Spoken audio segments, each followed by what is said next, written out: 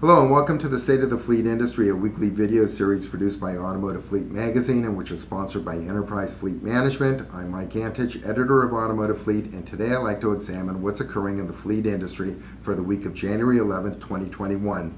And for today's presentation, I'd like to focus on the growing emphasis to develop fleet-friendly electric vehicles that are used in vocational and commercial fleet applications.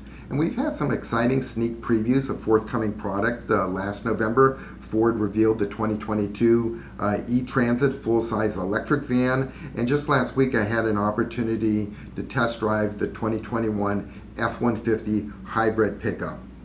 And this is an industry-wide phenomenon.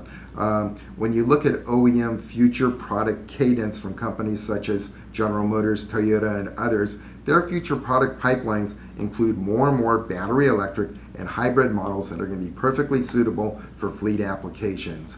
And what we're going to be witnessing in the coming years is a proliferation of EVs into fleets that's going to create a new asset class that has its own unique total cost of ownership variables that will be governed by different maintenance and fueling requirements along with resale considerations.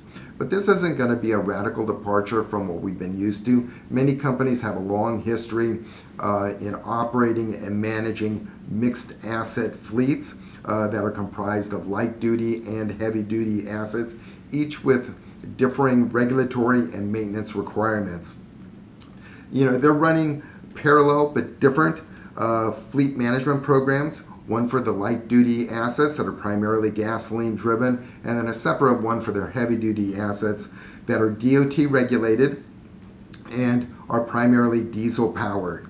And as EVs proliferate in fleet usage, we're going to be witnessing the creation of a third category of assets that are going to be requiring their own specialized fleet management program. So let's examine and take a deeper dive to look how EVs might be managed differently than your normal assets that are powered by internal combustion engines. And one of the key areas is going to be in terms of maintenance. EVs are going to be maintained differently than your assets that are powered by internal combustion engines. And the key reason for that is EVs just have less moving parts. As an example, an EV on average has about 20 moving parts compared to several thousand for an internal combustion engine. So your EVs are going to require less maintenance, and the maintenance intervals are primarily going to be focused on replacing wear items such as tires, windshield wipers, and brakes. And because EVs are using regenerative braking that uses the electric motor instead of friction brakes to slow a vehicle, your brake life has a potential of lasting longer and extending the service intervals to inspect your brakes. But in terms of the industry, we're part of a much larger industry. We're part of a larger ecosystem that's comprised of many different fleet supplier segments. And the question is, how quickly are those fleet supplier segments going to be able to transition over to servicing EVs? And in particular, how quickly will the aftermarket fleet service providers be able to ramp up technician training to service AVs, or how quickly will they be making the investment in tools and diagnostics?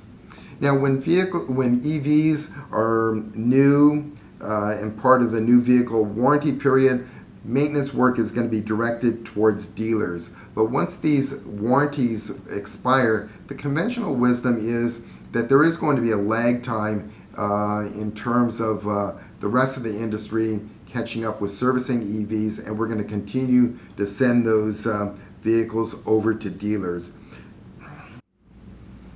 So beyond these maintenance considerations, it's also going to include a broader total cost of ownership calculations, which are going to require including new cost variables such as potential battery replacement. Should you be including the acquisition cost of your recharger infrastructure as part of these calculations?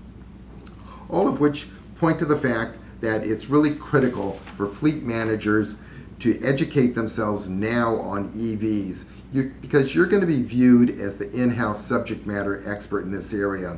If your management elects to move in the direction of EVs, it's going to expect you as the fleet manager to be the internal advocate. And to be effective in this role, you'll need to expand your expertise on different EV models that are in the marketplace, their incentives, the regulations that are governing EVs, the ins and outs of charging systems. Now's the time to expand your expertise before it's really thrust upon you.